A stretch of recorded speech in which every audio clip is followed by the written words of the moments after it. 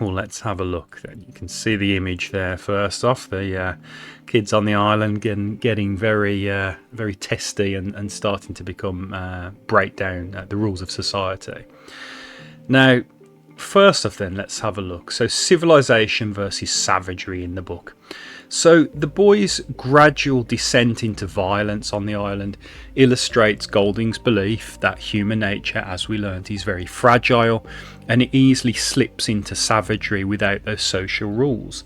The animus dominandi is very much alive within us all, and it's very powerful. So once we take the rules away, then it comes out, and that's where, kind of hideous things can happen, and they really do on the island when you read the text.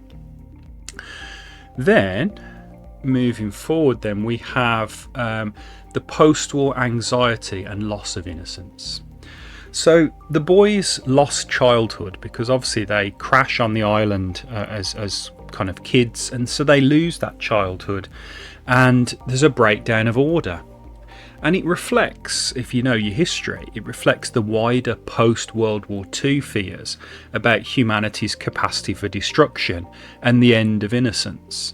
So it's quite interesting how Golding's kind of anxieties at the time in the early Cold War reflect and play out on the island, and they reflect the anxieties of the kids on the island. So that's a really good one for you to tease out in any essays. Then, as we know, we have the British education and class system. So the boys' background from elite private schools shows the contrast between the learned social order of their school life and the primal, almost animalistic instincts that emerge when isolated from civilization. And I think that's because Golding was a schoolmaster, so it's very important to know that. So he kind of knew how the system worked.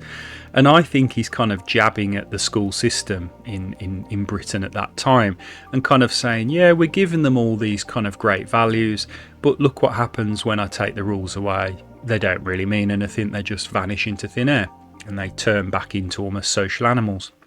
So I think he takes quite a dim view of the British education and the class system, because it doesn't really save the kids once they're away from their teachers on the island. Okay. Now, if we have a good look now at some contextual quotes.